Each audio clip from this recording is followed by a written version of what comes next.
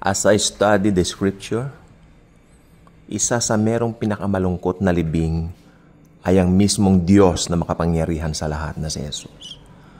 Kahit siya ay Diyos, binigay niya ang kanyang buhay at namatay sa pinakamasaklap at pinakamalungkot na paraan. Why? Why so sad? Among his disciples, ang naroon lang po ay si John. With his beloved mother, of course, hindi mawawala ang ina, no? Sapagkat kahit anong harang dyan, ina yan eh. Mahal niya yung anak niyang si Jesus, no?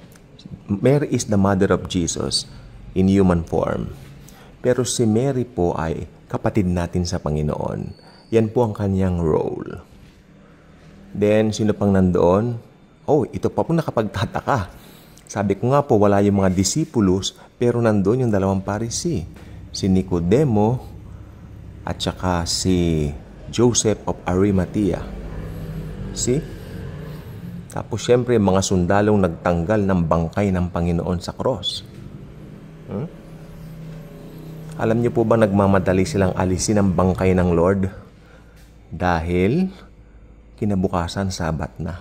At sa mga Hudyo, you know what? Hindi nila papabayaan na nakahang doon ang bangkay ng sino mang na-execute through crucifixion. Makinig po kayong mabuti. The crucifixion is the most painful way to die. Believe me. Nang inihula ng psalmist na si David ang patungkol sa crucifixion, hindi pa mismo naiimbento ang crucifixion. That's amazing. Okay?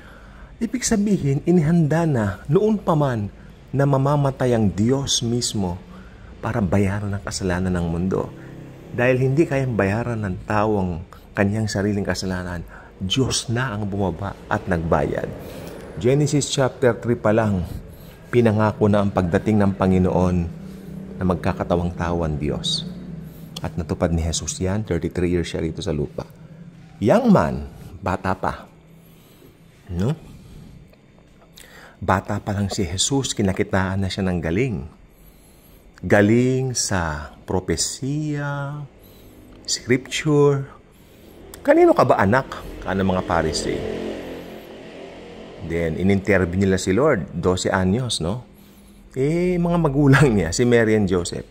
Joseph, poster father ni Jesus. Siyempre, alam naman natin ang tatay ng Panginoon, Diyos sa langit, no? God the Father. Ngayon, siyempre, nawala sa kanilang binalikan nila sa temple.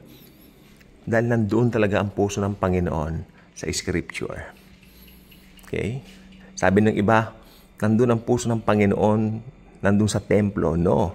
Nandoon siya sa temple, Scripture, ang kanyang binabasa. Pinapaliwanag niya sa matatanda. Akalain niyo yan? Okay? Kaya naman, nung lumalaki ang Lord, nung lumalaki na si Lord, nagkaroon ng inggit ang mga Pharisees sa kanya. Napakabata, pero punong-puno ng karunungan. Indeed, totoong karunungan. Hindi dunong-dunungan. Okay? And then, nakaprapisi na po yan noon pa man. Dahil nung si Isaac, inutusan, di po ba, si Abraham, inutusan ng Diyos na ialay. Okay? Ang pinakamamahal niyang si Isaac. Bakit ba si Isaac ang pinakamamahal niya? Sapagkat anak niya ito kay Sarah. Yung isang anak niya si Ishmael, kay Hagar niya anak yon. No, alam naman natin ang kwento. I don't have to elaborate it. Pero mahal na mahal niya si Isaac. When the proper time comes, no? Sabi niya, Abraham, i-offer mo yung anak doon sa Mount Moriah. Opo, Lord. Alam niyo kung ba't nag-opo naman si Abraham? Dahil alam ni Abraham, the Lord will provide for a lamb. Okay? At nung nandun na sila sa tuktok ng bundok ni Isaac and Abraham, nasaan ang lamb? The Lord will provide the lamb. Kaya nung sasaksakin na ni Abraham si Isaac, hey, wait. Don't hurt the kid. Don't hurt the child. Dahil ayun yung lamb, nakaprovide na. Mga kapatid ko at mga kaibigan ko kay Kristo, alam niyo po ba, noon pa man nakaprovide na ang ating tagapagligtas, our perfect offering, the Lamb of God who takes away the sins of the world, Jesus Christ. Ngayon nag-aanyaya siya. Tatanggapin mo ba ang sakripisyo niya sa cross? Alam niyo, ito lang po ang tanging paraan para maligtas ang tao sa kasalanan. Tulad ng pagsara ng Diyos doon sa arko ni Noe, noong kasagsagan ng baha, hindi na nakapasok yung mga tao.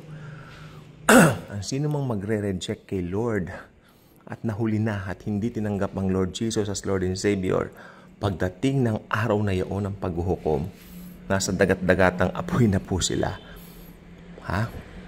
At nakasara na po ang kaligtasan para sa kanila. Kaya while there is yet time, do not harden your hearts. Receive the perfect Lamb of God, the perfect offering, Jesus Christ. And death could not hold him, sapagkat after 3 days, nabuhay siyang maguli. Yung pagkabuhay na magmuli ng Lord Jesus, ito ang katibayan o resibo ng ating salvation. Very, very clear in the scripture. Jesus Christ alone is our Savior. Kaya, not by works, so that no one can boast. Mahirap kasi bilang mga tao, likas sa tao ang mayabang. Kaya pag ang tao nakapag-perform, nakagawa ng feeling niya, superior siya, mayabang. Di po ba? Ipagmamalaki niya yung kanyang works. Lagi siyang may boasting na involved. Pero ang Lord, humble. Humble Lamb of God. Pero sa Kanya, matatagpuan ang kaligtasan. Ngayon, nag-aanyaya si Jesus sa bawat isa. Natanggapin siya bilang personal nilang Panginoon at tagapagligtas. Handa ka bang tanggapin ng Diyos na si Jesus ngayon? Magdasal tayo. Panginoong Jesus, alam ko po na matay po kayo sa cross para bayaran ang kasalanan ko. Lord Jesus, nagkasala po ko at walang mabuti sa akin. Kailangan ko ng tagapagligtas at kayo po yun, mahal na Panginoong Jesus. Pumasok po kayo sa aking buhay. From now on, be my Lord and my Savior. Kontrolin mo ko, Panginoon. Be the driver and pilot of my life from now on. And make me the kind of person you want me to be. Friend, if you pray that simple prayer, I believe you got born again. You got saved. Start reading the Bible. Start sharing Jesus sa mga kaibigan mo, kaklase mo, kung sino pa man. Mahal ng Diyos ang lahat ng tao at ni ayaw niyang may mapahamak kahit isa lang hanggat maaari. Sapagkat si Jesus, ang pinakamamahal niyang anak, kanyang ipinagkaloob sa mundo upang matubos ang tao sa kasalanan. Ngayon, tapos na ang pagliligtas ng Panginoong Jesus. Nagawa niya na lahat sa cross. It is finished. Ang gagawin lang ng tao, panampalatayanan niya yung ginawa ni Jesus sa Kalbaryo. Namatay siya upang bayaran ang kasalanan ng mundo. And if you do that, well, binabati kita.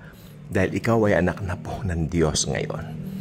Okay? John 1:12. Lahat ng tumanggap sa Kanya, sila ay pinagkalooban niya ng karapatang maging mga anak ng Diyos. Tatandaan lagi, hindi na natiling patay si Jesus. Buhay na siya ngayon at buhay magpakailanman. At isa sa mga araw na ito, tutunog na ang trumpeta na tanging mga mananampalataya lang ang makaririnig at irarapture na tayo ni Jesus. God bless po.